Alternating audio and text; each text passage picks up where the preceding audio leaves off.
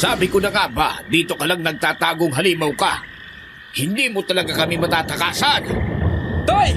Mag-iingat ka! Hindi ako kakayanin ng isang mahinang aswang na kagaya nito. Ibabalik kita sa impyernong pinanggalingan mo. Tatapusin kita!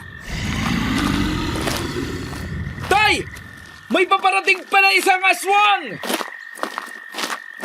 Pinatay mo ang asawa ko. Magbabayad ka. Hindi ako titigil hanggat hindi kita napapatay. Idadamay ko lahat ng mga mahal mo sa buhay. Kung gano'n ay halika na. Tapusin na natin ito. Para sa katahimikan ng lahat. Lumapit kang halimaw ka. Tignan natin kung sino ang maiiwang nakatayo. Sumugod ka! Sumpain ka pati ang lahi mo. Uubusin ko kayo. Paparating na siya, Andy. Humanda ka. Oo, Tay. Paparating na din ang mga taong baryo. Oh, bakit natigilan ka? Halika, sumugod ka! Hindi pa ito ang huli nating pagkikita. Pagbabayaran mo ng mahal ang ginawa mo sa aking asawa. Ikaw at ang iyong pamilya ay hindi ko mapapatawad. Sa susunod nating pagkikita, ako naman ang hahalaka. Tay! Tumatakas ang aswang! Pabayaan mo na siya. Baka patibog lang yan. May isahan niya tayo.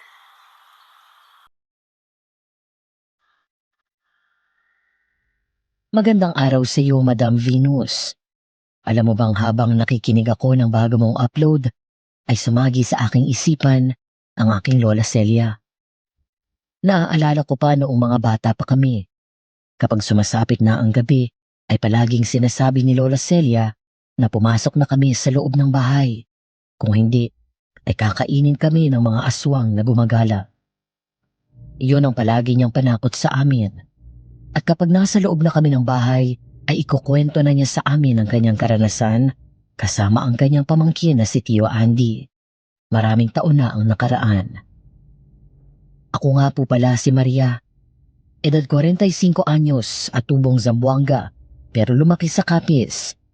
Ang lugar kung saan napabalitang maraming mga kababayan natin ang nakaranas na makaharap ang mga mangkukulam at aswang kagaya ng Lola Celia ko.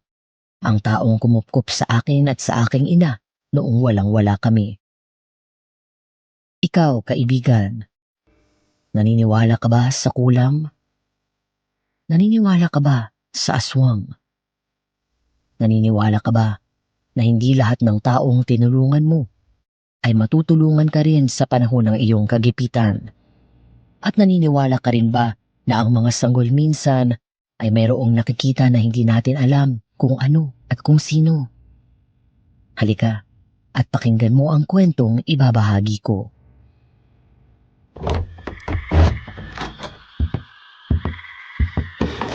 Celia, maglagay ka nga ng mainit na tubig sa planggana para malinis itong mga sugat ko. Nako, kuya. Kung gawa yan ng aswang, baka ma-impeksyon ka. Ano bang nangyari? Napalaban po kami sa mag-asawang aswang. Yung isa napatay ni Itay. Pero nakalmot naman siya. Yung isa tumakas nang makita na paparating na ang iba pang mga kasama namin. Nakilala niyo ba ang mga aswang? Hindi taga rito ang mga walang niyang yun. Mga dayo lang. Dito nagkakalat ng lagim. O siya, kumuha ka na ng mainit na tubig para malinis ko na ito. Magdala ka na rin dito ng asin at malinis na tela. Oo, sige, sandali lang. Oy, Andy, puntahan mo na mag-ina mo. Kanina pa din nag-aalala ang asawa mo sa'yo. Opo, Chang. Pasensya na kayo. Hindi magandang naging bakasyon ninyo dito. Paano kasi mga salot nagdipa na? Oy, ayos lang. Sa panahon ngayon, talagang marami ang kagaya nila. Kumuha ng mainit na tubig si Lola Celia at inilagay sa planggana. Kumuha din ng malinis na tela at asin bago bumalik sa kanyang kapatid. Nilinis niya ang nagdurugong sugat noon at matapos ay nilagyan niya ng asin ang sugat. Nako, ay, naparami ko yatang nailagay, kuya. O kaya mo bang tiisin ang sakit? Oo naman, kaya ko ito. Mas mahirap kung hindi malalagyan ng asin ang sugat ko. Baka mahawaan ako ng kamandag ng aswang. Oo nga, tama ka dyan, kuya. Oh, ayan na. Lumalabas na mga maiitim at buo-buong dugo na may kahalong kulay berdeng likido. Yan na ba ang kamandag ng aswang? Oo. Yan na nga yun. Mabisang pamatay kamandag ang asin. Kapag nakalabas na ang lahat ng kamandag na yan, saka mo pitpitan ng bawang. Para itapal sa sugat ko at talian. Ginawa nga ni Lola Celia ang lahat ng sinabi ng kanyang kapatid. Kaya nang maayos na niya ang sugat noon, ay pinagpahinga na niya iyon. Nang patungo na siya sa kwarto, ay nadaan na naman niya na nakabukas ang pintuan ng kwarto ni na Tio Andy. Natatakot ako para sa inyo ni Itay. Sa tuwing aalis kayo para tumulong sa mga taong nangangailangan ng tulong. Hindi na maalis ang takot sa aking dibdib na baka dumating ang pagkakataon na isa sa inyo ang iuwi ng bahay na ito na wala ng buhay. Huwag kang mag-isip ng ganyan. Hindi naman kami pababayaan ng Diyos. Hoy Auntie ha, hindi mga ordinaryong nakakalaban nyo. Mga halimaw yun. Mga kampo ng kadiliman. Mababangis at talagang pumapatay ng tao. Hindi malayong mangyari ang sinasabi ko. Kaya habang maaga pa, mas mabuting tigilan nyo na yan. Hindi kami maaaring manahimik habang may mga kababaryo natin na humihingi ng tulong sa amin, Amalia. Paano kung mapahamak ka? Paano na ang anak natin? Lalaki siya ng walang ama. Amalia, huwag ka na makipagtalo dahil hindi ka naman mananalo dyan kay Andy. Palibasa ay nasa dugo na nila ang pagiging manggagamot. Kaya kapag may humingi ng tulong sa kanila, ay hindi na nila kayang tanggihan. Ang iniisip ko lang naman po itong anak namin eh. Kawawa naman kasi kapag napahamak si Andy. Kagaya ng iba nating mga kapitbahay na nakagat ng aswang. Huwag kang mag-alala, mag-iingat naman ako. Isa pa, baka sa ginagawa naming ito, ay mahuli na namin ang aswang na nambiktima kay inay.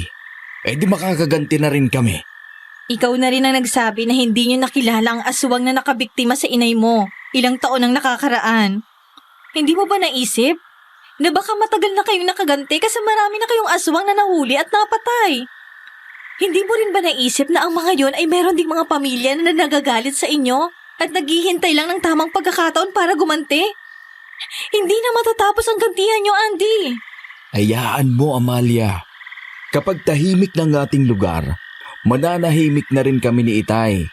Kaya sige na, matulog na tayo. Malalim na ang gabi. Oo nga, matulog na tayo. Mag-uumaga na Ay, imbig na rin ang tulog ng anak nyo. Ang ganda pa naman nitong si Criselda. Oo nga po eh. Nagtungo na sa kanyang kwarto si Lola Celia. Kaagad na nahiga at dahil nga malalim na ang gabi ay kaagad siyang nakatulog. Hanggang sa lumipas ang mga oras, narinig niya na mayroong mga taong nagkakagulo sa labas ng kanilang bahay. Kaya kahit ayaw pa niyang bumangon ay napilitan na siyang tumayo mula sa pagkakahiga. Amalia! Ano bang problema dyan? At ang aga-aga pa'y nagkakagulo ng mga tao. Gusto daw po nilang makausap si Itay. Kasi itong isa nilang kamag-anak parang nasasapian daw po. Kasi parang nawawala sa sarili. Tulog pa naman po ang Itay at si Andy. Ay nako, oo nga pala. Mag-uumaga na ng umuwi ang mga yon, kaya tulog pa. Ay, gising na ako. Ay, ano bang problema? Yun pong kasama nila, nagwawala po Itay. Parang nasasaniban daw po. Hindi kumibo si Lolo Tinoy. Bagkus ay tiningnan niya ang lalaking nakatali ang mga kamay at paa. Nakahiga sa ibabaw ng lamesang kawayan na nasa harap lang din ng bahay nila. Alam na agad niya kung ano ang nangyayari sa lalaki. Nakukulam yun. Nang makita naman siya ng lalaki, ay lalong nagwala iyon at nang magsalita ay nagulat ang lahat. Boses babae kasi ito na galit na galit. Anong tinitingin-tingin mo, ha? Gusto mo bang maggalit ako sa'yo? Ay, anong kasalanan sa iyo ng lalaking ito? Bakit mo siya pinahihirapan ng ganyan? Wala ka nang pakialam doon! Hindi ko kailangang magpaliwanag sa'yo kung anong dahilan kung bakit pinaparusahan ko ang bastos na to! Ako na ang nakikiusap. Kung pwede, patawarin mo na ang bastos na ito. Kung ano man ang nagawa niya, sana ibigyan mo pa ng pagkakataong mabuhay. At magsisi sa mga kasalanan niya. Tigilan mo na ang pagpapahirap sa kanya. At sa akala mo ba? Susunod ako sa'yo? Walang sino man ang pwedeng mag-utos sa akin. Kayong lahat ay parurusahan ko. Kung hindi kita makukuha sa maayos na usapan, edi papasunurin kita sa marahas na paraan. Tignan ko kung hanggang saan katatagal. Sa kwento ni Lola Celia ay mayroong kinuha sa bulsa si Lolo Tinoy. Isa yung bala ng baril na pendant ng isang kwintas na yari sa pilak. Itinali iyon ni Lolo Tinoy sa kamay ng lalaking nakukulam at pagkatapos ay idinikit sa palad ang bala. Ang init! Walang hiya ka! Alisin mo yan! Sinasabi ko na sa iyo, kapag hindi kita nakuha sa pakiusapan, kukunin kita sa marahas na paraan. Walang hiya ka talaga! Hindi ako basta susuko sa'yo! Hindi rin kita titigilan hanggat hindi mo pinapalaya ang lalaki ito. Tignan ko lang kung hanggang saan katatagal. Ang init! Walang hiya ka! Alisin mo yan! Lalong nagwala sa galit ang lalaki habang nakadikit sa palad noon ang bala na gamit ni Lolo Tinoy. Hindi nila napansin na nakalas na ang nakatali sa lalaki sa sobrang pagwawala noon. Hanggang sa makawala ng tuluyan, nakatayo iyon at naitulak si Lolo Tinoy. Ngayong nakawala na ako, ikaw naman ang pahihirapan ko!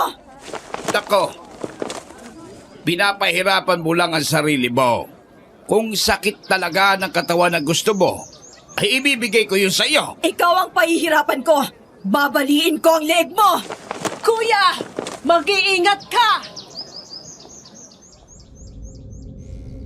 Mabilis na nakalapit sa aking Lolo Tinoy ang lalaking nakukulam. Sinakal siya ng mahigpit kaya halos hindi na siya makahinga. Binuhat siya ng lalaki at inihagis sa ibabaw ng papag na naroon. Ano ha? Masakit ba? Kulang pa yan! Babaliin kong lahat ng buto mo sa katawan para magtanda ka! Andy! Tulungan mong itay mo! Hindi niya kayang malakas na mangkukulam! Kaya niya po yan, Chang. Huwag po kayong mag-alala. Malakas ang itay. Anong kaya? Tingnan mo oh! Binuhat na naman siya at inihagis sa kalsada! Bakit nanonood lang kayo? Kamag-anak ninyo yung ginagamot ni Itay. Tulungan niyo siya! Pigilan niyo ang kamag-anak ninyo! Ayon kay Lola Celia ay hindi kumilos ang mga taong naroon na sinabihan ni Andy. Palibhasa ay natakot ang mga yun sa lalaking nakukulam.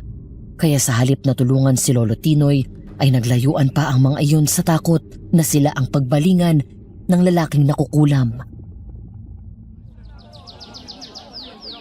Huwag mo na silang asahan, Andy!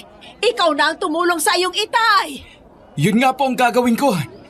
Humanta siya sa buntot pagi na to.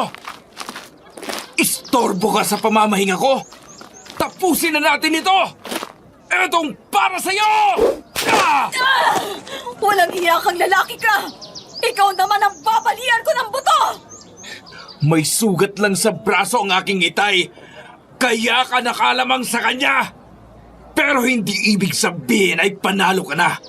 Parurusahan kita kung hindi mo pagkakawalan ng lalaking ito! Kwento pa ni Lola Celia, bago makalapit kay Tio Andy ang lalaki, ay magkakasunod na hagupit ng buntot pagi ang pinatama nito sa katawan noon, hanggang sa tinamaan sa mata. Dahilan para mapaatras ang lalaki. Natumpa ito sa bakod.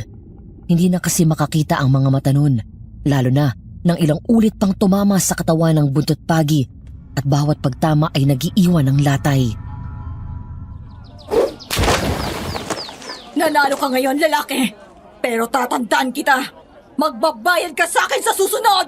Sa susunod nating pagkikita, ay tatapusin na kita! Huwag mong patakasin, Andy. Dapat makilala natin ang magkukulang. Isang malakas na hampas pa ang ginawa ni Tio Andy sa lalaki. Nang tamaan niyon ay napasigaw ng malakas. Nagbalik na ang dating boses lalaki noon, kaya naman napangiting na upo sa upuang naroon si Andy. Ang lalaki naman ay nilapitan na ng mga kaanak noon. Bakit pinakawalan mo ang mangkukulam? Oo, Itay. Nakatakas siya. Inalis na niya ang kulam sa lalaking yon. Kung hindi lang masakit ang braso ko, hindi makakatakas ang mangkukulam na yon hanggang hindi siya namamatay. Alam ko kung paano siya hulihin. Yun po ang hindi ninyo pa naituro sa akin eh. Marami pang pamamaraan sa panggagamot ang kailangan kong matutunan. Ayon pa kay Lola Celia ay umalis na ang taong nasa harapan ng bahay nila matapos na gumaling na ang lalaki. Kaya naman pumasok na sa loob ng kanilang bahay ang mag-ama at bumalik si Tio Andy sa kanilang kwarto. Bakit hindi na naman maipintay ang mukha mo? Kailan ka kaya maniniwala sa mga sinasabi ko? Kailan mo pa ididilat yung mga mata mo, Andy? Hindi mo pa ba naiintindihan? Kayo na lang ni Itay ang palaging nalalagay ang buhay sa alanganin. Pero ang mga taong tinutulungan nyo, nakontento na lang sila sa panonood sa inyo. Dahil wala silang kaalaman para labanan ng mga mangkukulam. Natatakot sila, kaya hindi sila tumutulong. Andy, hindi lahat ng taong tutulungan nyo ay tutulong din sa inyo sa panong kailangan nyo. Hayan ang patunay. Kitang-kita na pero pilit kayo nagbubulag-bulagan. Tingnan mo nga. Kahit ang anak mo umiiyak at nag-aalala. Alam niya kasang nararamdaman ko. Nakilala mo kong ganito. Minahal mo ko na ganito. Bakit ngayon parang sumusuko ka na? Tama naman ang asawa mo, Andy. May katiwiran siya. Ganyan din naman ang inay mo noong nabubuhay pa siya. Nag-aalala siya dahil natatakot siya na may masamang mangyari sa akin. Gusto ko din doon na itigil ang ganitong gawain. Kaso, namatay ang iyong ina at sila ang may kagagawan. Pasensya na po kayo, Itay. Iniisip ko lang naman ang kinabukasan ng apo nyo. 7 buwan pa lang si Criselda. Hindi ko alam ang gagawin ko kung mapapahamak si Andy. Naiintindihan kita, anak. Sige, para sa ikitatahimik ng pagsasama ninyo ni Andy. Mula ngayon ay hindi ko na rin siya isasama sa mga lakad ko. Hindi ko na rin ipagpapatuloy ang pagtuturo sa kanya ng mga kaalaman sa paggagamot. Pero tay, hindi ko naman kayo pwedeng pabayaan mag-isa. May edad na rin kayo. Anak, kung gusto mo ng payapang buhay, tigilan mo ang pakikialam sa gawain ng mga nilalang ng kadiliman. Pabayaan mo na ako, kasi ito na ang buhay ko. Tama ang itay mo, Andy. Kung yan lang ang makakapagpatahimik sa inyong pagsasama, o yun ang gawin nyo. Sige po, Chang. Criselda, anak, huwag ka nang umiyak. Susunod na ang tatay sa sinasabi ng inay mo. Mula ngayon ay mananahimik na ako. Hindi ko na isusubo sa panganib ang aking sarili, ha? Nako, kuya. Nagdurugo na naman yung braso mo. Mukhang napuwaras sa kanina. Namamagana pala ng sobra. Kailangan mo yung ipahinga hanggang sa gumaling. Oo nga, malalim na ang mga naging sugat ko. Hirap ko nang maigalaw itong kanang braso ko. Parang may mga ugat na inamaan at naputol. Oo nga po, itay. Kailangan nyo nang magpahinga hanggang sa gumaling yan.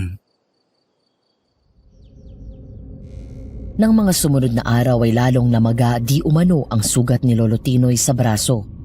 Kaya halos hindi na iyon makakilos. Hanggang isang gabi ay nakaramdam sila ng kakaiba sa paligid ng kanilang bahay.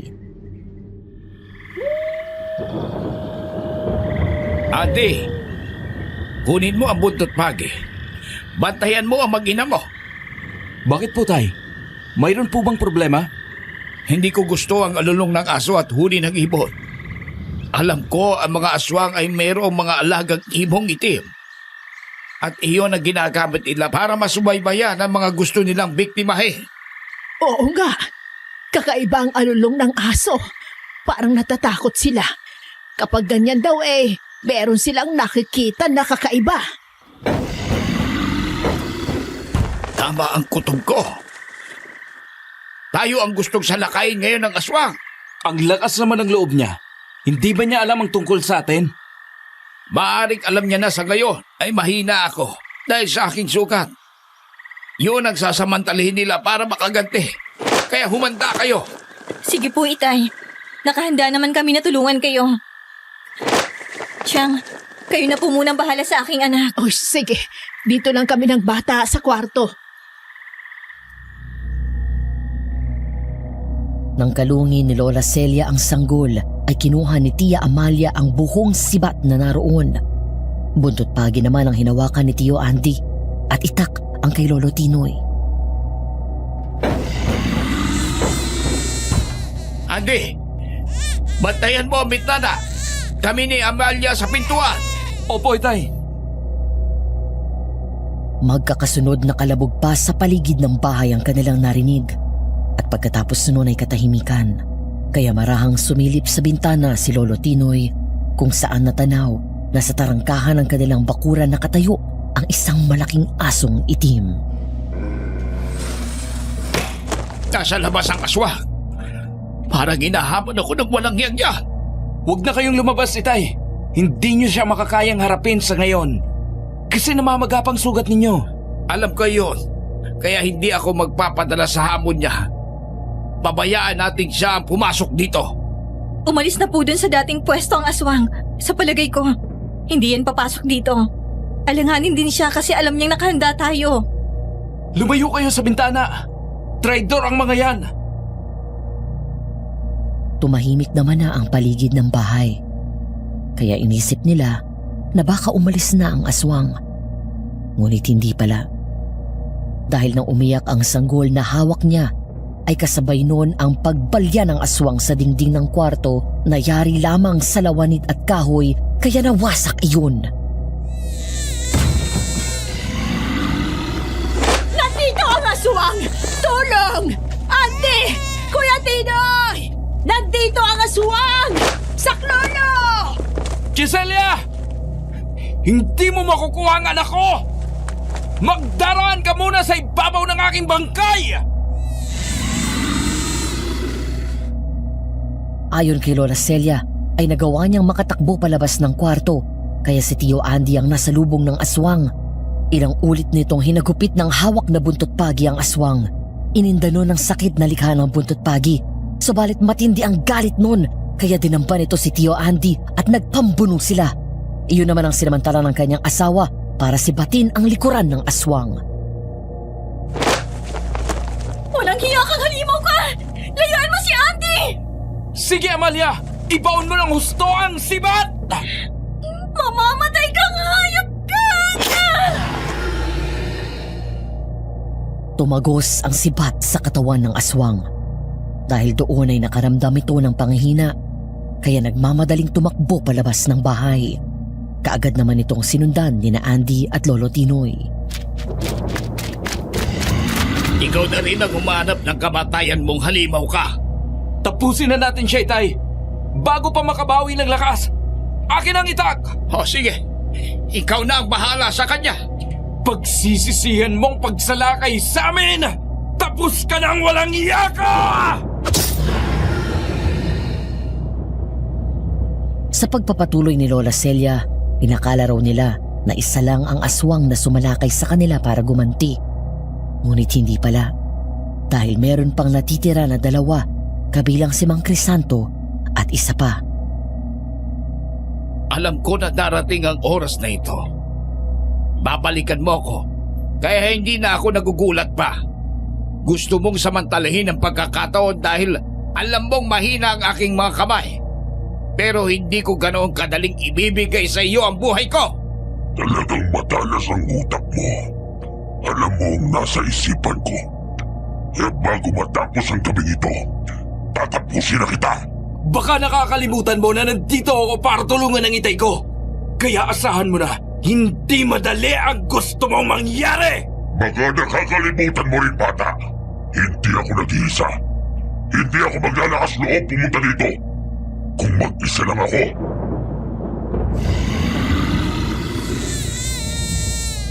Andy! May aswang dito! Tulungan mo kami! Diyos ko po! Tulong! Mga kapitbahay, tulungan niyo kami! Andy, tulungan mo na ang asawa mo at si Tia Celia mo. Ako na ang bahala dito. Pero tay, hindi pa kayo lubos sa magaling. Mas kailangan ka nila doon. Sige na! Sa kwento ni Lola Celia ay narinig niya ang malakas na sigaw ni Tio Andy para humingi ng tulong sa mga kapitbahay nila. Subalit ang lahat ay natatakot na lumabas ng bahay at walang lumapit para tumulong. Kaya napilitan nitong iwanan ng ama at pumasok sa loob ng bahay. Nang pagkakataong iyon, nakagat ng aswang si Tia Amalia. Amalia! Walang yakang aswang ka! Layuan mo ang asawa ko! Papatayin kita! Amalia! Naku po! Tulong! Hindi kita mapapatawad sa ginawa mo sa aking asawang hayop ka! Tikman mo ang talim ng sibat ko! Sige, Andy! Patayin mo ang halimaw na yan! Walang hiya yan! Walang puso! Hindi kita mapapatawad na halimaw ka! Mamamatay ka!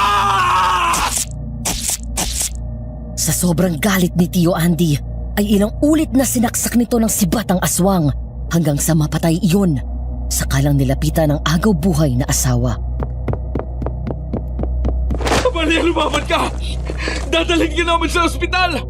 Huwag mo kaming iiwan ng anak natin! Ang ating anak, huwag mo siyang pababayaan. Kapag wala na ako, baka mahalin mo siya, Andy. Huwag ka magsalita ng ganyan. Hindi mo kami iiwan, di ba? Oo nga naman, Amalia. Lumaban ka. Kawawa naman ang iyong anak kung lalaki siya walang ina. Salamat po sa lahat, Cesaria. Pero hindi ko talaga kaya. Andy, mahal kita. Amalia! Amalia!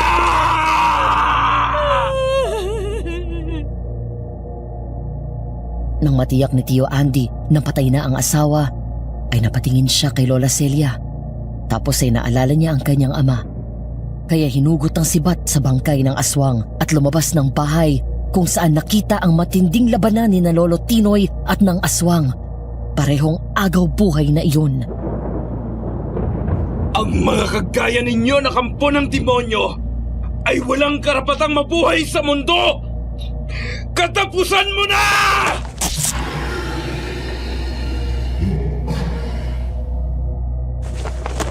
Andy, anak.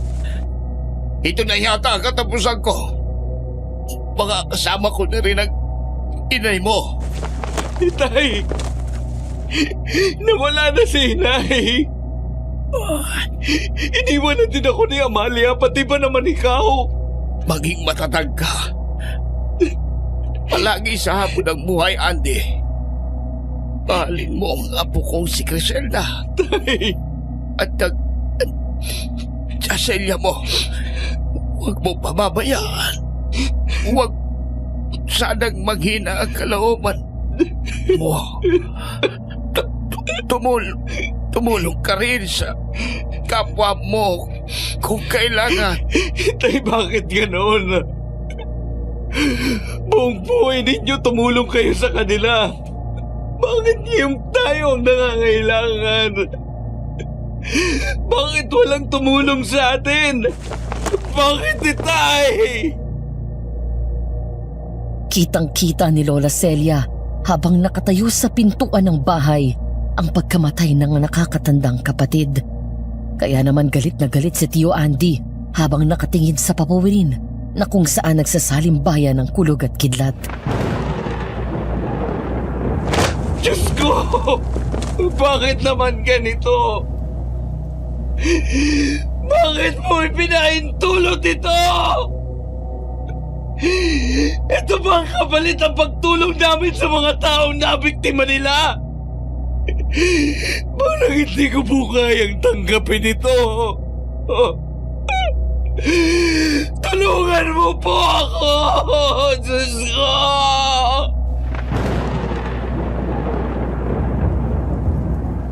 Kasunod nun ay bumuhos ang malakas na ulan. Parang nakidalamhati sa sakit ng kaloobang nararamdaman ni Tio Andy. Matagal siyang namalagi sa harapan ng bangkay ng kanyang ama. Hindi niya alintana ang buhos ng ulan. Wala namang magawa si Lola Celia kung hindi ang impit na umiyak habang kalong ang sanggol na umiiyak din.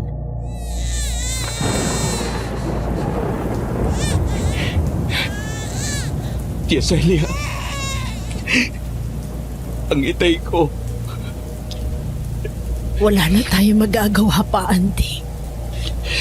Ipasok mo dito ang itay mo. Masyado nang malakas ang ulan. Parang hindi ko po yata makakaya ito, Tia Celia.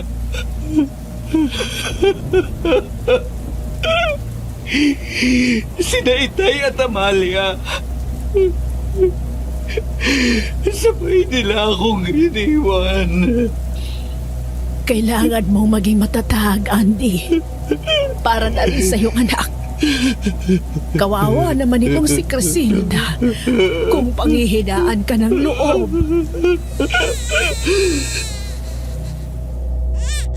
Lalong umiyak ang kalong niyang sanggol nang bigkasin niya ang pangalan nun, kaya napunta doon ang atensyon ni Tio Andy. Pinagmasdan niya ang anak, tapos ay pinahid ang luha nito sa mga mata. Napabuntong hininga at matapos na makabawi ay binuhat ang bangkay ni Lolo Tinoy papasok sa loob ng bahay. Kapag naiaayos na natin bukas sa mga bangkay nila, sumama ka na lang sa akin. Doon ka na tumira sa amin, ha? Ikaw naman ang magbakasyon doon. Maiiwanan po ang bahay na ito. Wala nang mag-aalaga kung aalis pa rin ako dito. Iwanan mo muna pansamantala para makabawi ka sa mapait na karanasang nangyari dito. Sumama ka na sa akin. Doon ay makakapagsimula ka ng bagong buhay. Nakakahiya naman po kay Julian. Ano bang nakakahiya? Nakalimutan mo na bang isa ka sa paborito nyon? Abay, bilin nga niya na kapag bumalik ako isama ko kayo ni Amalia para magbakasyon doon. Yun nga lang. Sa pagbabalik ko doon ikaw na lang makakasama. Sige po. Para sa aking anak, pipilitin kong maging malakas at matatag.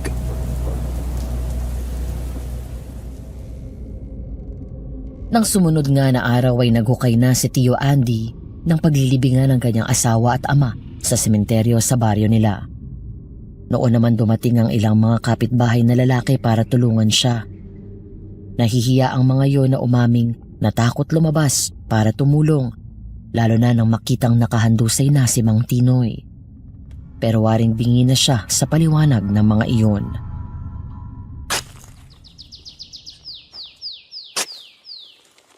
Sa palagay ko po ay ayos lang ganitong kalalim na hukay. Oo, pwede na yan. Tapos na rin gumawa ng mga kahong yari sa lawanit ng mga kapitbahay mo para doon ilagay ang asawa at itay mo. Ganun po ba? Salamat naman kung ganun. Nang araw na ding iyon ay inilibing na nila sina Lolo Tinoy at Tia Amalia. Ilalagay din sana nila sa isang hukay ang mga aswang na napatay nila, pero natunaw na ang mga iyon nang tamaan ng matinding sikat ng araw hanggang sa maging abo. Sumama na siyang umuwi kay Lola Celia sa kabilang bayan.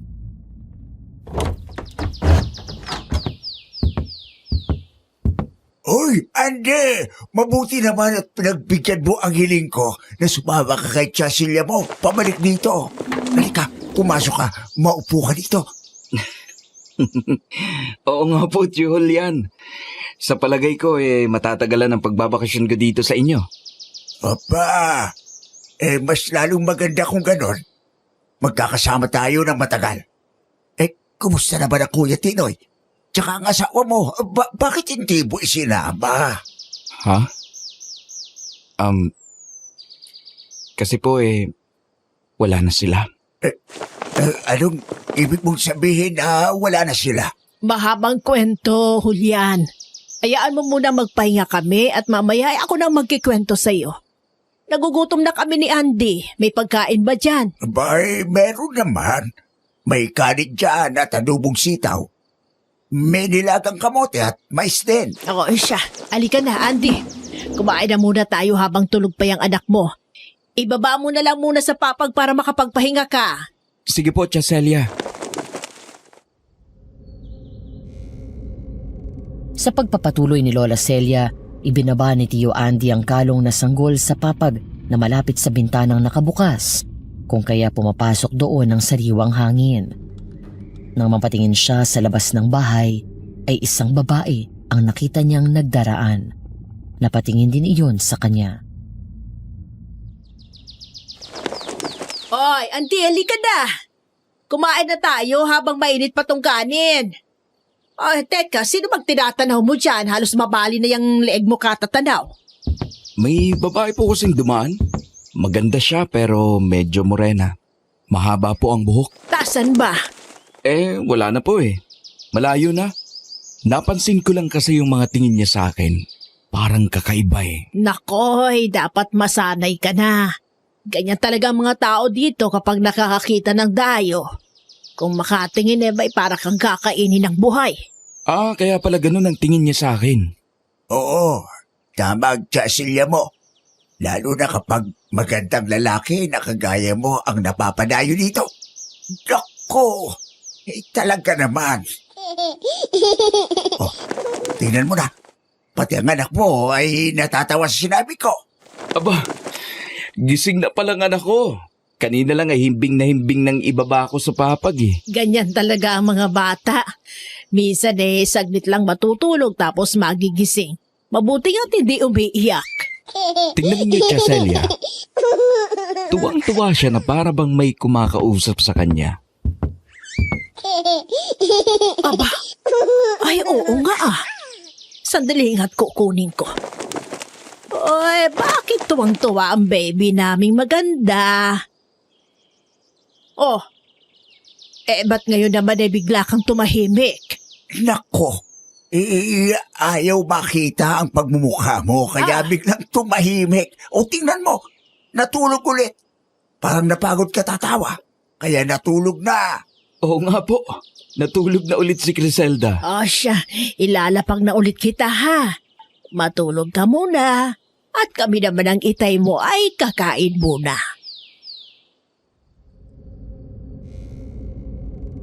Ang kwento pa ni Lola Celia ay mula ng araw na iyon ay palagi na nilang napapansin na kapag gising ang sanggol ay palagi yung tumatawa na para bang merong nilalang na hindi nila nakikita ang nakikipaglaro doon.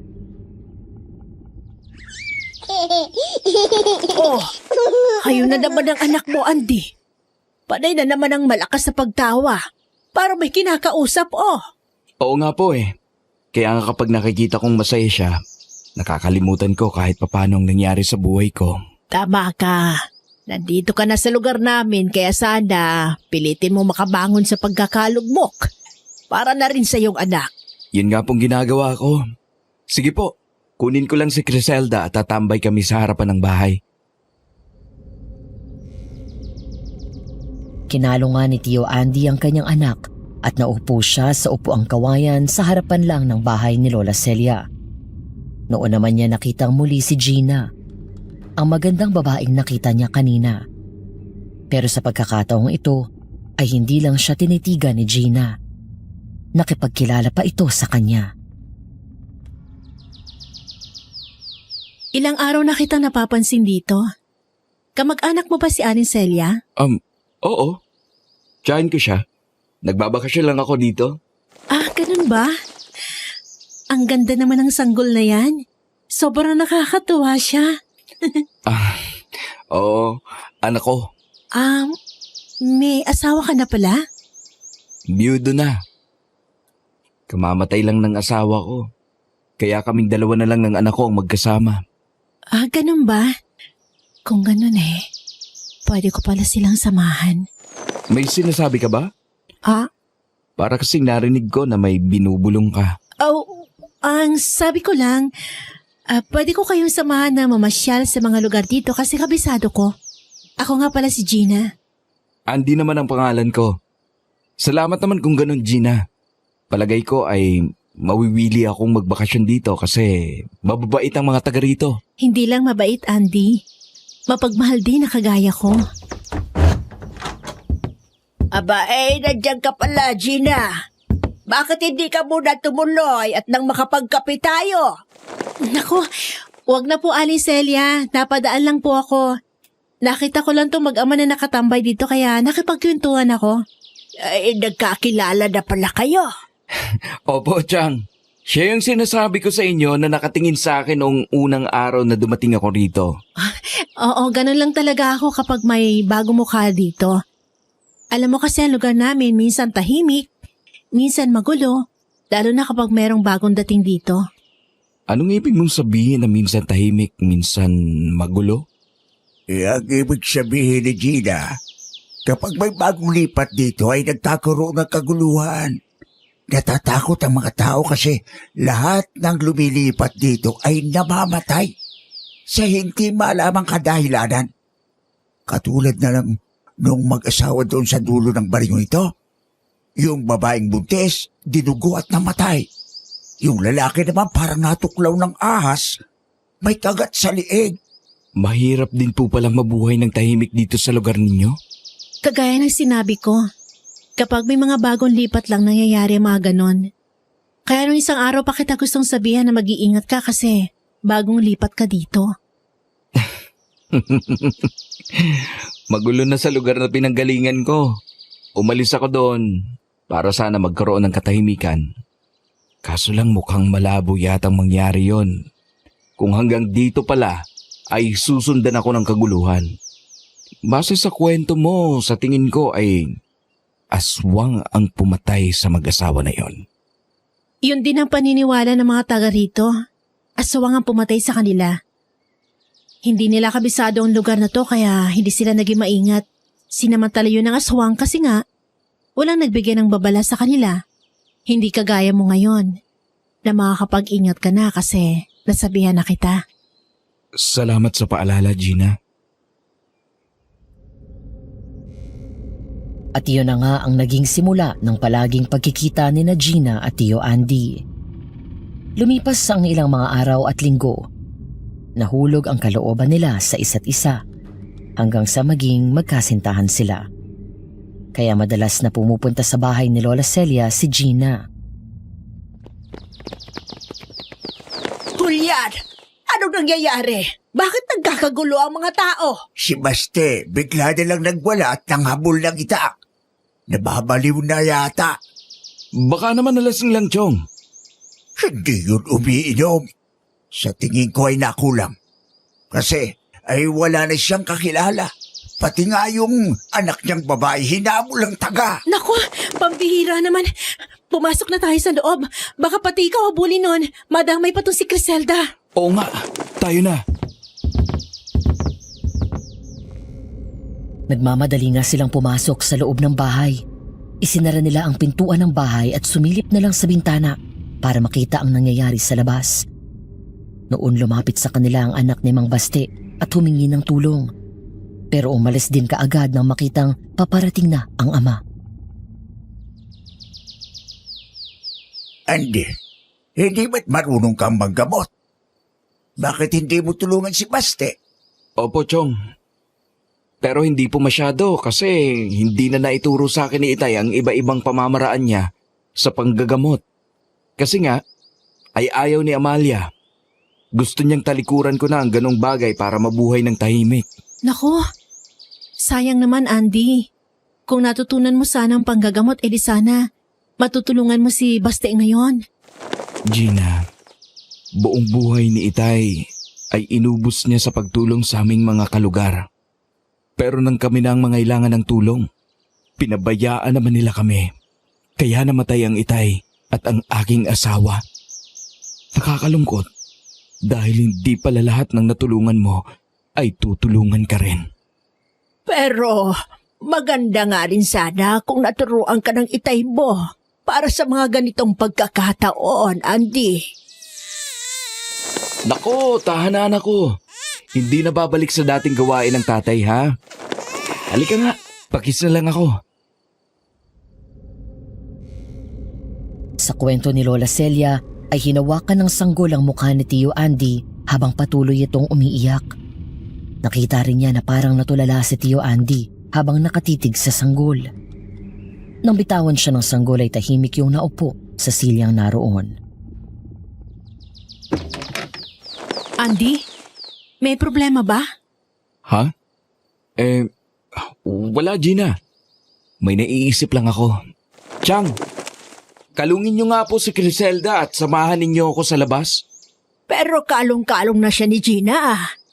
Basta gawin niyo po yung sinabi ko. Gina, pakibigay nga kay Cheselia si Criselda. Tapos lumabas tayo ng bahay. Kukunin ko lang ang mga gamit ni Itay na naiwan sa aking pag-iingat.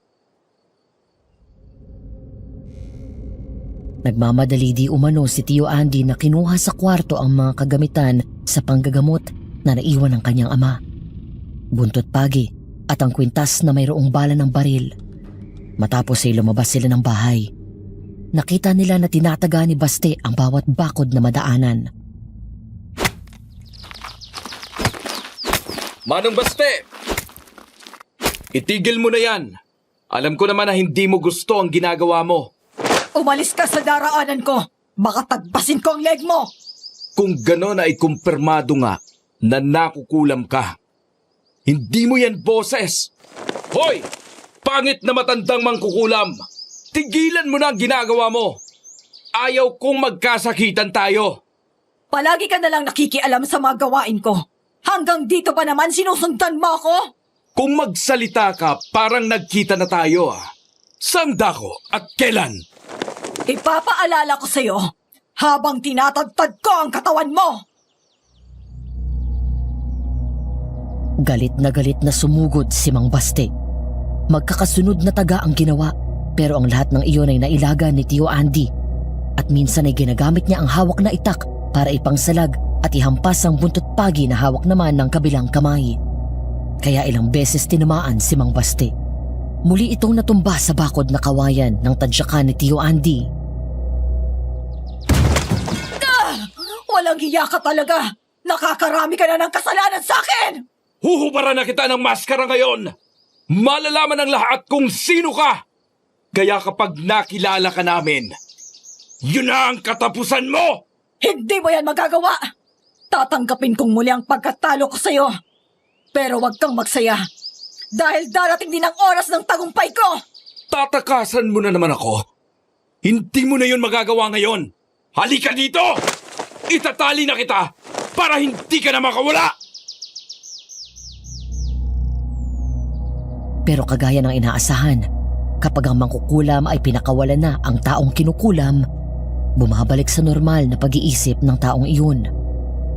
Kaya nang magsalita iyon at marinig ni Tio Andy na nagbalik na ang normal na boses ng lalaki, ay tinigil na niya ang ginagawa. Magaling na siya. Nagbalik na siya sa normal. Mabuti naman kung ganon. Ang galing mo pala, Andy. Isa ka palang manggagamot. Ayos!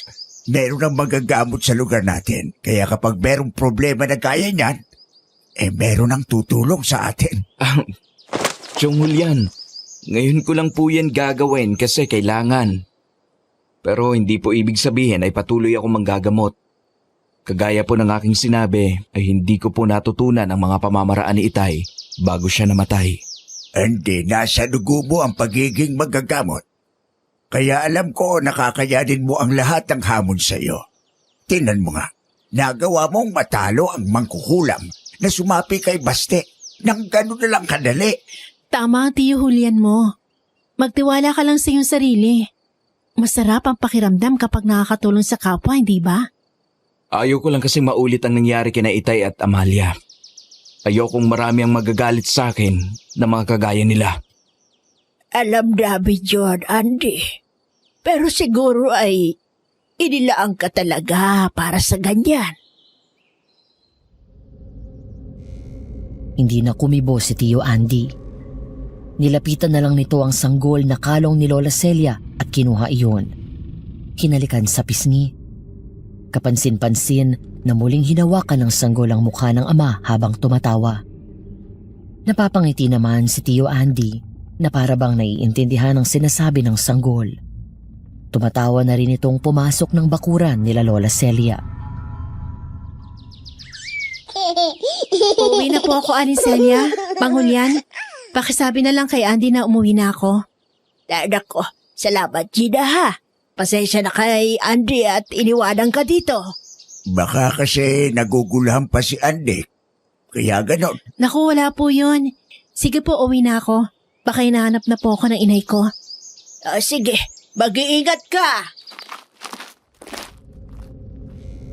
Nang mga sumunod na araw ay marami ng mga kalugar ni na Lola Celia ang pumunta sa kanilang bahay. Paano nga ay nalaman daw ng mga yon na marunong palang manggamot si Tio Andy. Kaya wala na rin itong nagawa kung hindi ang tumulong at gamutin ang mga may karamdaman kasama si Criselda. Ano ba ang nangyari sa lalaking yon? Ba't namamaga ang mata? Sobrang laki na ng bukol. Oo nga po eh. Akin na nga po sandali ang anak kong maganda. Abay, Andy, marami ka pang pasyente. Sila na munang unahin mo at ako nang bahala dito sa anak mo. Sige na. Dito lang po kayo. Huwag kayong aalis ni Criselda. Gusto ko kasi nakikita niya ang ginagawa ko. Oo, ayan. Umiyak na tuloy. Hayaan niyo lang po siya. Okay lang po siya. Di ba anak? Sa kwento ni Lola Celia, matapos daw nakausapin ni Tio Andy ang anak, ay tumigil iyon sa pag-iyak at tumawa. Kaya binalikan niya ang pasyenteng naroon.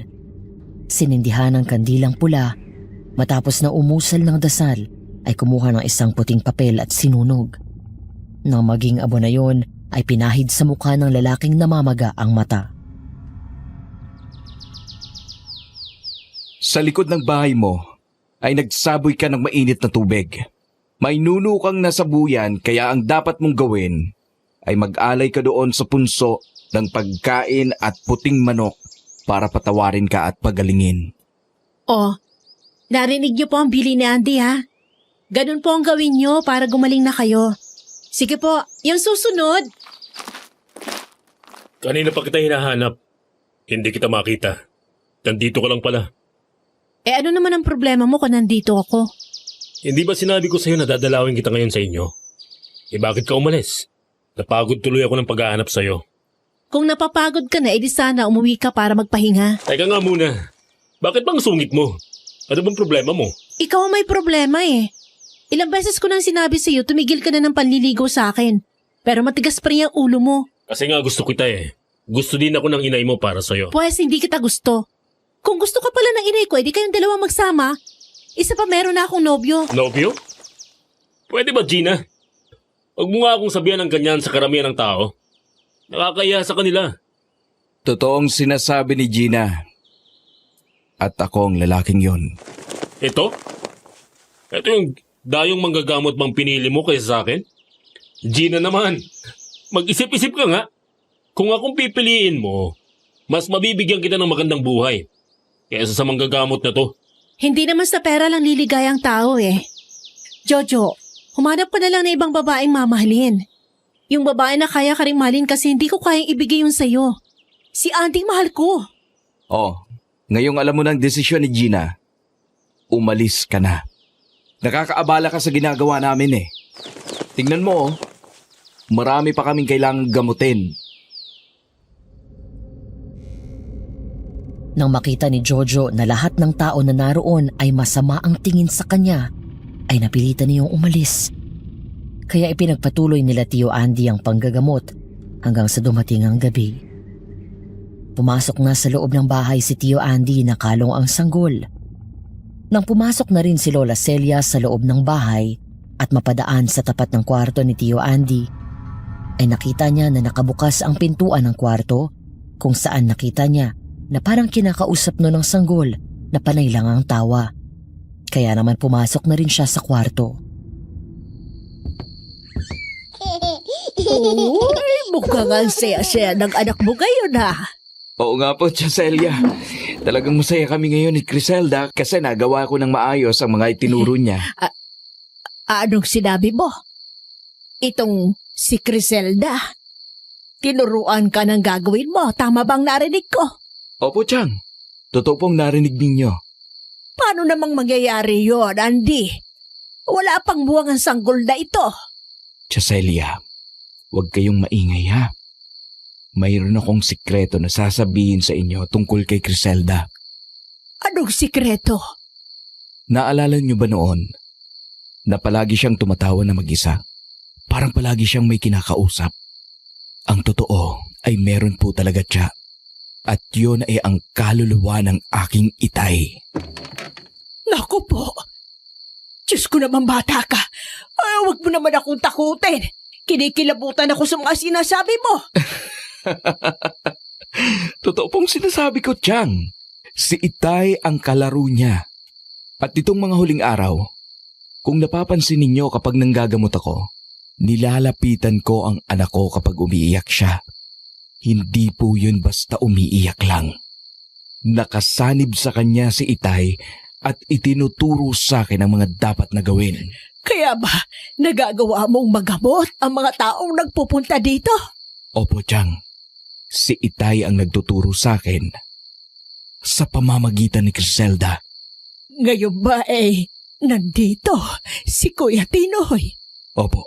Gusto niyo ba siyang makausap? Eto po si Criselda. Kahit natatakot, di umano siya at kinakabahan sa sinasabi ni Tio Andy, ay lakas loob niyang kinalong ang sanggol at kinausap iyon. Tumawa naman ang sanggol at hinawakan siya sa pisngi, kaya napatunayan niyang totoo ang sinasabi ni Tio Andy. Napaluha siya sa katuwaan nang muling makausap ang kapatid.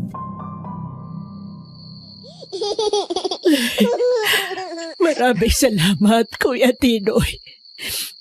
Kahit nasa kabilang buhay ka na patuloy mo pa rin kami kinagabayan. Oo nga po, Chang. Salamat kay Itay at patuloy niyang itinuturo sa akin ang mga kaalaman niya sa panggagamot. Karamihan naman doon ay natutunan ko na. Ano yun? Parang may taong nakikinig sa pinag-uusapan natin. Silipin mo nga sa bitana, dali. Meron niyang tao, Chang. Kaya lang ay tumakbo na siya papalayo. Hindi ko na nakilala kung sino. Ano naman kaya ang dahilan? Bakit siya lihim na nagmamanman dito sa atin? Sino kaya ang taong yon? Kung sino man po siya, alam ko hindi maganda ang kanyang hangarin. Kasi kung malinis ang kanyang intensyon, hindi niya kailangang gawin ang mga bagay na yon. Tama nga ang sinabi ni Tio Andy. Dahil ayon sa kwento ni Lola Celia, nang sumunod na araw ay sumugod sa kanilang bahay si Aling Lucila kasama ang anak na si Gina. Celia! Celia, lumabas ka dyan! Palabasin mo din yung pekeng manggagamot na yan! Nay, huwag kayong mag-iskandalo dito. Nakakaya sa mga tao. Tingnan niyo nakatingin sa atin ang lahat. Wala akong pakialam sa kanila. Mabuti nga yun para malaman ng lahat ng narito na ang dayong manggagamot ito ay peke! Lucila! Ano tag-aga-agay nag-iiskandalo ka dyan? Ano bang problema mo? Palabasin mo ang Andy na yan! Harapin niya ako! Nandito na po ako. Ano po bang problema? Tama, ikaw nga.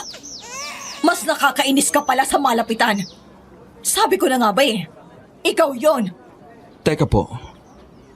Ngayon lang tayo nagkita pero galit na kayo sa akin. Wala naman akong alam na nagawang kasalanan sa inyo. Ngayon mo lang ako nakita. Pero ikaw, matagal na kitang kilala. Kaya ako pumunta rito ay para ipaalam sa iyo na hindi kita gusto para sa aking anak. Layuan mo si Gina! Nay naman! Nagmamahalan kami ni Andy. Hindi na babagay sa iyong lalaking ito. Unang-una, meron na siyang anak. Pangalawa, peke ang lalaking ito. Hindi siya tunay na manggagamot.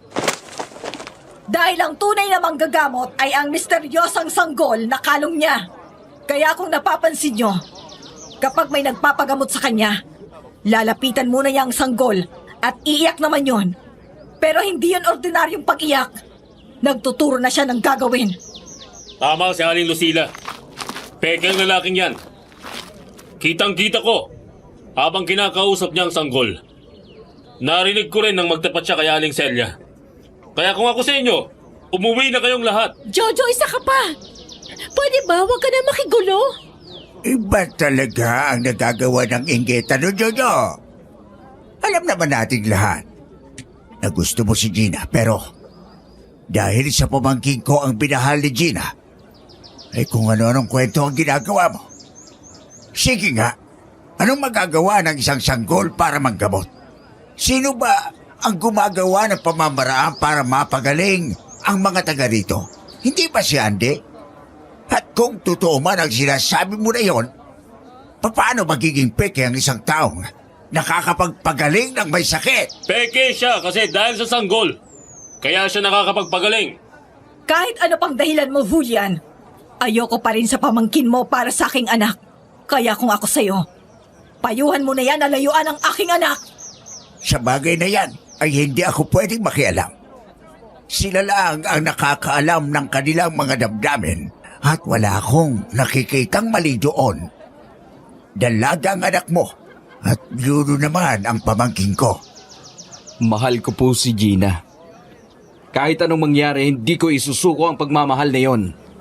Marami ka ng atraso sa akin. Punong-puno na ako sa'yo. Gina, tayo na. Nang umalis si Aling Lucila, ay sumunod na doon si Gina. Malungkot namang pumasok sa loob ng bahay si Tio Andy. Ayon kay Lola Celia, ay maghapon siyang nagkulong sa kwarto at hindi ng gamot. Nang gabing iyon, nakaramdam siya ng sobrang pangangati sa katawan. Diyang, pakihawakan niyo nga po si Criselda. Sobrang kati ng katawan ko eh. Parang hindi ito normal. May titiyakin lang ako. Ay, oo nga. Ang dami mong pantal. Oo nga po eh. Nahubad ko kasi kanina yung kwintas na may palawit na bala. Naligo kasi ako. Isusuot ko lang para malaman ko kung may taong gumagawa nga sa akin ng di maganda. Ayon kay Lola Celia ay kaagad nga na isinuot ni Tio Andy ang kwintas kung saan ay naramdaman na uminit kaagad yun. Ibig sabihin ay merong kumukulam sa kanya.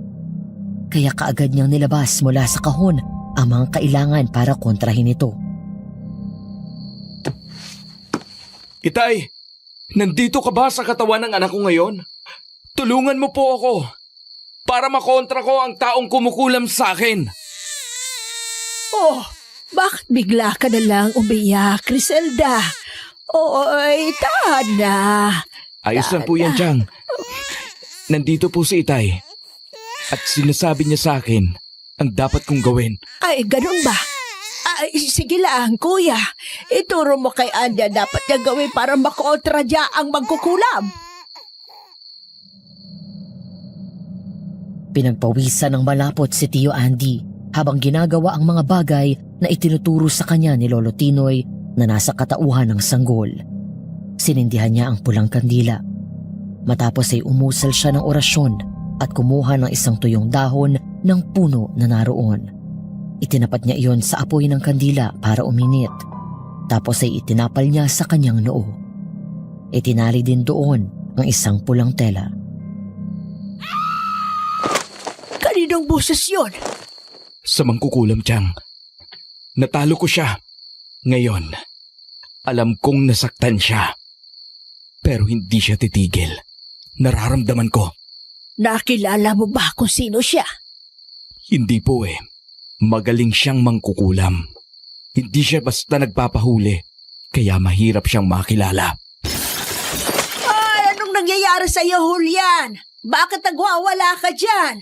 Magaling ang pamangkin mo. Nagawa niyang makontra ang kulam ko dahil sa sanggol na yan. Kaya dapat lang na mawala ang bata na yan para wala na rin magawa ang pekeng manggagamot na yan. Diyos ko, Julian! Ay, labanan mo ang magkukulam na kumokontrol sa katawan at isipan mo. Maawa ka sa apo mo. Huwag mong sasaktan ang sanggol na ito. Wala na kayong magagawa. Nasa ilalim na siya ng aking kapangyarihan. Kontrolado ko ng katawan at isipan niya. Ayon kay Lola Celia, nagulat siya nang makita na may hawak na malaking kahoy na pamalo ang kanyang asawa at sinugod siya para saktan ang sanggol na kalong niya. Pero tinulungan sila ni Tio Andy. Ito ang sumalag at nakipagbuno kay Lolo Julian. Chong! Ayaw kong saktan kayo. Kasi alam kong hindi ninyo gusto ang ginagawa ninyo. Pero sana ay labanan mo ang mangkukulam. Sige, saktan mo ko. Bakit, ha? Natatakot ka bang masaktan ang tiyuhin mo? Wala ka talagang puso. Alam mo na hindi ko siya masasaktan. Kaya siyang ginamit mo para saktan kami ng anak ko. Chang! Lumabas na kayo ng bahay, dali! Humingi kayo ng tulong! Kwento pa ni Lola Celia ay itinulak ni Tio Andy si Lolo Julian palayo, saka ito tumakbo palabas ng bahay. Inakay nito si Lola Celia para matakasan ang nagwawalang asawa. Sige, takbo! Takbo hanggang sa may lupa! Hindi ko kayo titigilan! Mga kapitbahay! Tulong! Tulungan niyo kami! Awatin niyo si Julian! Tayo na po! Tumakbo na tayo! Kailangan niyo munang magtago at gagawa ako ng paraan para mahuli ko siya nang hindi ko nasasaktan. Oo, Andy. Wala siya sa kanyang sarili. Hindi niya alam ang kanyang ginagawa kaya wag mo siya sasaktan. Opo, alam ko po yun. Tayo na po, Chang. Paparating na ang Chong Julian. Patuloy silang tumakbo sa kadiliman ng gabi. Natanging ang liwanag ng buwan ng kanilang tanglaw. Panay ang sigaw niya at hingi ng tulong sa mga nadadaanan nilang bahay. Pero ni isa man ay walang lumabas para alamin kung ano ang nangyayari sa kanila. Hanggang sa makasalubong nila ang isang malaking aso na isa palang aswang.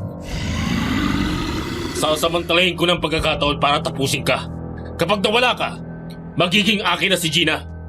Kung ganon, isa ka palang aswang. Nagbabalat kayong mabuti para ibigin ka ni Gina. Mabuti na lang at hindi siya nagkamali. Tama ka. Pero ang lihim na yan ay dadalhin na ninyo sa inyong kamatayan. Tulong!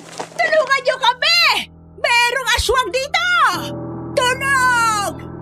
Huwag mo nang aksayahin ang boses mo, Chang. Wala din namang mangyayari. Walang tutulong sa atin. Nangyari na ito sa amin ni Itay. Hindi lahat ng natulungan mo ay tutulong sa iyo sa oras ng kagipitan. Ang magagawa lang natin sa ngayon ay ipagtanggol ang ating sarili. Tama ka dyan. Walang tutulong sa'yo. Kaya papatayin na kita. Inabutan ko rin kayo! Pinagod niyo pa ako, ha? Humanda kayo sa akin! Chang! Huwag kayong lalayo sa akin! Lalabanan ko sila! Halos magkasabay na sumugod sina Jojo at ang Lolo Julian. Kaya naman hindi na alam ni Tio Andy kung ano ang gagawin. Sinalag niya ang hawak na itak at ang pamalo ni Lolo Julian. Pagkatapos ay sinipa iyon. Pero hindi niya nailaga ng matatalas na kalmot ng aswang na tumama sa kanyang dibdib at braso. Ganun man nagawa pa rin niyang iwas-iwas ang hawak na itak para layuan siya ng aswang. Pero hindi niya naiwasan ang muling pagpalo ni Lolo Julian sa likuran niya. Bagsak siya. Ngayon, mamamatay ka na! Nasaan ang mga taong tinulungan mo? Lahat sila pinagbayaan ka na! Magagaling lang ang mga taga rito kapag hihingi ng tulong. Pero kapag sila ang kailangan mo, wala kang mahihintay sa kanila. Kaya mag-isa kang mamamatay! Diyan ka nagkakamali, Jojo. Hindi lahat ng tao ay tuso na kagaya mo. Mga hangal kayo! Mamamatay kayong lahat! Mukhang baligtad na ang sitwasyon. Ngayon, napapaligiran na namin kayo. Wala na kayong ligtas, mga kampo ng kadiliman! Jojo, lumaban na tayo hanggang kamatayan! Kahit na napaligiran na ng mga tao ang aswang, ay hindi yun nagpakita ng takot. Bagkus ay lumaban niyon hanggang sa mapatay ng mga taong bayan. Si Lolo Julian naman ay naigapos nila at ginamot ni Tio Andy. Mas malakas ang pamamaraang natutunan niya, kaya alam niyang baldado na ang mangkukulam.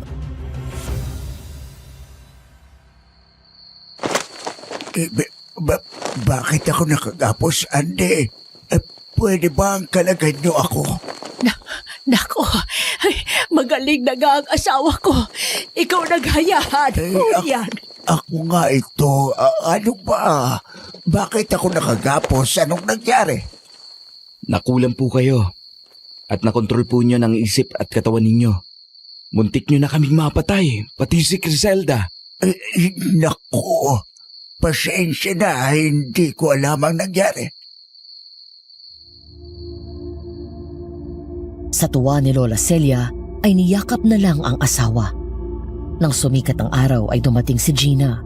Umiiyak yon na humingi ng tulong kay Tio Andy dahil mayroon daw sakit ang ina na si Aling Lucila. Kaya naman kaagad na sumama si na Lola Celia sa bahay ni Gina at doon nila nalaman na si Aling Lucila ang mangkukulam. Ibig bang sabihin, ay kayo po ang mangkukulam na ilang ulit ko nang nakalaban? Nako, humihingi po ako ng tawad sa mga nagawa ko sa inyo. Hindi ko naman po kasi alam na aabot tayo sa ganito. Gagamutin ko po kayo ngayon din po. Wag nga, Andy.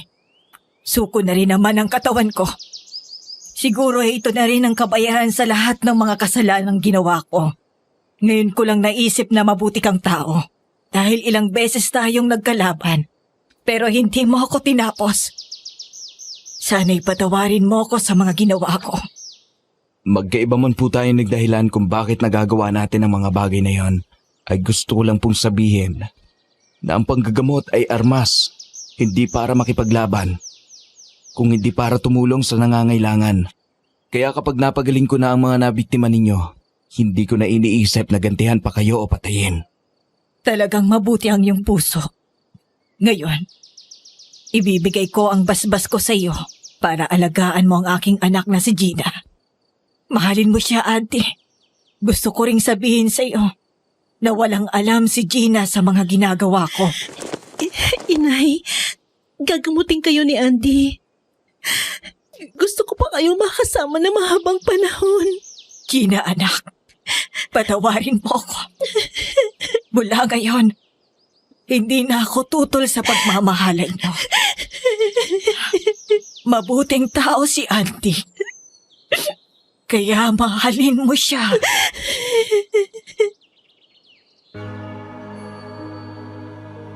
Ilang sandali pa ay ipinikit na ni Aling Lucila ang mga mata. Pumanaw iyon ng payapa. Makikita ang masaya niyang mukha. Kaya niyakap na lang ni Tio Andy ang umiiyak na si Gina. Kwento pa ni Lola Celia, nang matutunan na ni Tio Andy ang lahat ng pamamaraan sa panggagamot, ay hindi na muling sumanib sa sanggol ang namayapang si Lolo Tinoy. Kaya namuhay na ng normal ang sanggol at nagkaroon ito ng ikalawang ina nang magpakasal sina Tio Andy at Gina. At iyan po ang kwentong karanasan ng aking Lola Celia. Maraming salamat po, Madam Venus, sa pagbibigay daan sa aking liham para ma-share sa lahat ng ating mga kababayan. God bless po sa inyong channel at more power pa.